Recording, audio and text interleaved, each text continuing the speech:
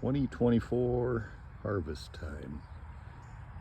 I've knocked the seed heads off these about 3 times. I finally just gave up. They just want a seed. Still a lot of good growth there. So I've been growing tobacco for sure 10 years. I don't know, could be 15 by now. I don't keep track. Just have a few techniques I thought I'd show you guys that I've learned, pretty much self-taught, that really improved, well, after harvest, having mold growth happening on my leaves. I've got a drying, a color curing system that has worked well for 12 years now, so we'll get to it. So I generally start harvesting my leaves when they get this mottled, see that mottled yellow? And they just break off easy at that point. Here's one not as yellow, a little easier. Too green, don't do it.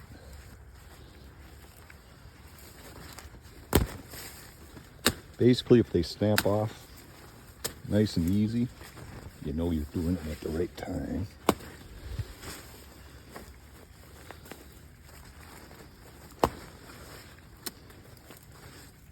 So pick up a giant arm load, go over to the workstation. So this system I've got, basically the old time tobacco barns. I had a book once and it showed how they hung their tobacco on probably like 9 or 10 foot long poles, hung it in the rafters of barns, completely filling the upper stories of that barn. So this is a miniature version of that. I mount them on these sticks. They're about 34, 36 inches long. They were designed to go above your rafters or whatever those things are called. I can't remember what they're called.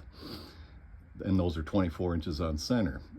I insulated my garage last year, so now I had to run these metal things instead of putting them on top of my rafters. Now they're below the rafters, which also makes it so I can't quite walk under them. Before I could walk under them or park my car or my tractor under here. So this is harvested last few days.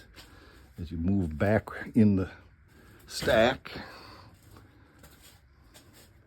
you can see it progresses down into the coloring of those leaves. They're not dry. You don't want to dry your leaves. You want them to color cure. And so they're still plenty friable. They're losing their, I think it's nitrogen, because you don't want that nitrogen in there. You want that out of there. Yeah, just a few days, maybe a week, they start changing, browning out, and smelling better too. But the one system I developed is the wires that hold these on these sticks. I tried rubber binders, I tried string, I tried a lot of different things. The string, everything dries out.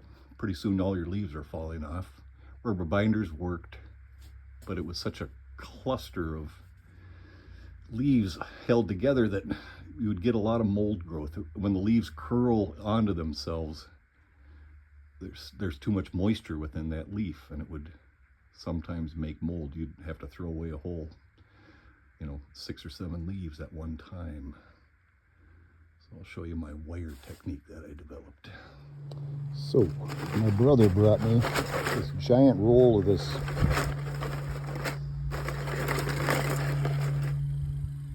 really weird wire. It's very spring steel. You can form it and it stays in this shape. And you can't see it here. So I bent it into all these weird shapes, trying to come up with a concept of being able to keep the leaves away from each other. And so this is stiff enough where you can just jam it in there.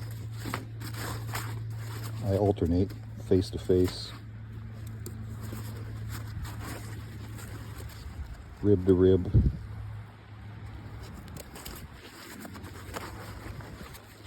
And on leaves this size, probably do 5 or 6, because it gets pretty heavy when they're wet.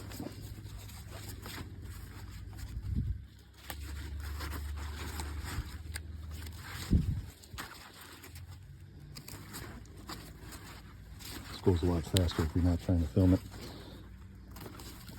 So you get the 6 or so on there, and you just bend this end over so they don't fall off. You come over to your super fancy stick holding device, and as you lay them on here, see they kick sideways, so it creates, I don't know, more space. You can fit a lot more leaves onto the stick than if you just tried to stick. So right now I have 18 or 20 leaves on there. If you just put them one at a time, yeah, they would color cure well, but you wouldn't fit many on a stick. This way I can usually fit, I think it's 60 or 50 on sticks. Yeah, seven wires full of 7 leaves. The stick, as you get them full, this stick will bend quite a bit. I've never had one break. I've had them bend so far where they fall out of the rafters though, because that's that 24-inch spacing. Just have to spread them out a little bit when you got the heavy leaves like that. So I'll run through this again. Weird shaped wire.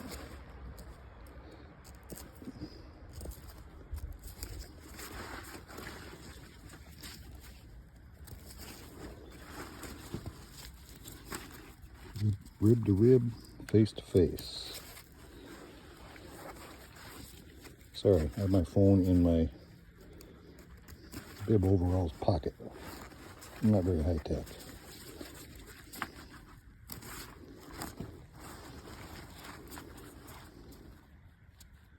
Bang, it's in there.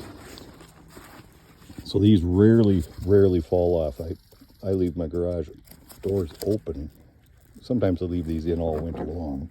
You can start boxing them up after they've dried a bit.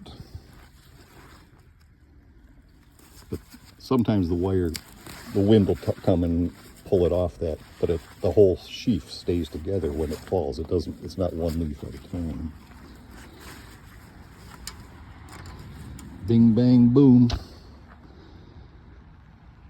It's a dang good technique, I must say.